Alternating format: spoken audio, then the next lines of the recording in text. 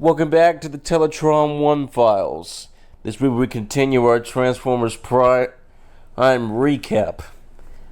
We go to Darkness Rising Part 2. Picking up from Part 1, Starscream shows where Megatron's return. Starscream shows off the massive Energon deposit that the Decepticons have located. So Energon, that's kind of like the human blood for Cybertronians. That's their life force. That's how they generate their weapons, how they transform into robot mode. That's like oils for cars. That's their lifeblood. And that's what the main cause of one of the main causes of the war for Cybertron, like control for Energon deposits and control for power over the Cybertron overall. But anyway, when Starscream shows off the massive Energon deposit that the Decepticons have found on Earth, after Megatron reminds his subordinate who's boss, he shows off what he's found during his exile. Dark Energon, the blood of the Chaos Bringer, the god of destruction, Unicron, which Starscream claims that it is said to have the power to resurrect the dead. Megatron inquires if Starscream is willing to volunteer to try it out, but it turns out they still have Cliffjumper's corpse handy. Meanwhile, at Autobot HQ, Optimus tells the kids that the Autobots will have to protect them, as the Decepticons would likely be interested in the Autobots' new allies. A proximity alert lets the Autobots know that their liaison, Agent Fowler, is paying them a visit. Fowler isn't happy with the Autobots' antics during the recent freeway chase from Part 1. But Bulkhead points out no humans were hurt, and to quote, he said, "Team Prime knows when to use force and how much to use." But then, in the process, Bulkhead grabs one of the Autobot medic Ratchet's items he uses, and he completely crushes it, and he starts the running gag. "Bulkhead, I needed that." And that's one of the many things you love about Ratchet. He always says, "I needed that," when things are broken. But meanwhile, after Prime's assurances that the Autobots would take care of things, Fowler leaves. Meanwhile, back in the Energon on deposit mine, Megatron uses the Dark Energon on Cliffjumper, who revives as a snarling savage beast and immediately attacks a couple of Decepticon soldiers. The thing that was Cliffjumper then turns on Megatron, who uses his blade and slices him in two, and announces that the Dark Energon is a key to a vast, indestructible army. Ratchet reports that he's detected Cliffjumper's signal, and the chance that Cliffjumper's alive is too much for the Autobots to resist. Leaving the kids with Ratchet, they take the ground bridge out. Ratchet explains the ground bridge to the amazed kids and threatens them to send them to Tokyo. Meanwhile, the rest of the Autobots arrive in the Energon mine and they start fighting the Decepticon drones. Starscream alerts Megatron, who feels he needs more time to prepare to face Optimus, and orders the ship it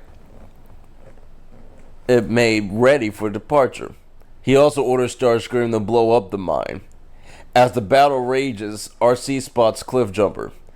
The other Autobots cover her, and she reaches her fellow Autobot, or what's left of him, only to discover what the cons have done. Starscream stops by to drop off a bomb before making a rapid exit. The Autobots race through the mine ahead of the explosion, back to their entry point as Optimus radios Ratchet in order to open up the ground bridge. After the team arrives back at base, RC tells the others what she saw. She becomes dizzy, and Ratchet scans her and finds contamination on her wrist.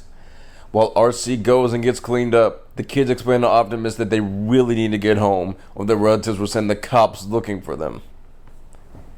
Prime assigns Bulkhead to take Miko home, Bumblebee to take care of Raph, and RC to Jack. RC and Jack arrive home shortly before Jack's mother hauls up in her car. His mom is less impressed that Jack appears to have bought a motorcycle, but Jack talks her around. The next morning, despite Jack's protest that it's a Saturday, RC insists that they need to get back to HQ. Meanwhile, on the Decepticon ship, which is called the Nemesis.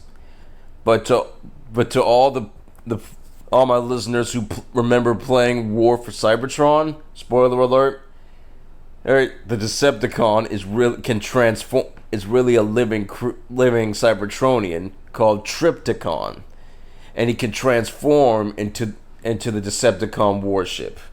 But after a whole space bridge accident, and let me explain the difference between the ground bridge and the space bridge. Like, the term ground or space refers to its transport range, not its physical location. Like, a space bridge could be on a planet called Earth, or it could be up in literal space. But for a ground bridge, it has limited transport. It goes like to a surface. Space bridge, anywhere in the multiverse. But meanwhile, on a space bridge accident, Trypticon was in the ship mode, and he was locked in stasis. So that means he's stuck on that mode. But meanwhile, on the ship, Megatron is skeptical that Optimus perished in the destruction of the Energon mine. Starscream is concerned that Megatron is being affected by too much exposure to the dark Energon meteor they uncovered before the series events took place. But Megatron responds by taking a sliver of the substance and plunging it into his own soul.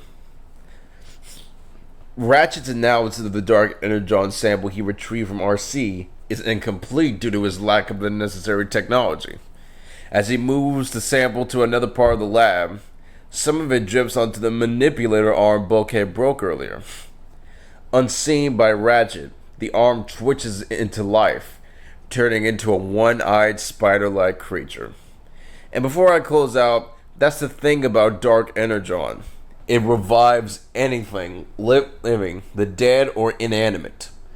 And so when I remember seeing Darkness Rising Part 2, when I saw that before it said to be continued, when I saw it turn into the spider-like creature, it sent chills down my spine. And this is where the story gets good. I mean, honestly, I've never been like a big fan of like cliffhangers, because you have to wait like almost a week to know what happens next. But the more I think about it, it takes a whole lot of time for the animators and the writers to put a whole episode together, and that's what helps me. Helps me like deal with it. And meanwhile, overall, the story is getting good now that I look back on it, and it still holds up after all these years. And our next one will be Darkness Rising Part 3.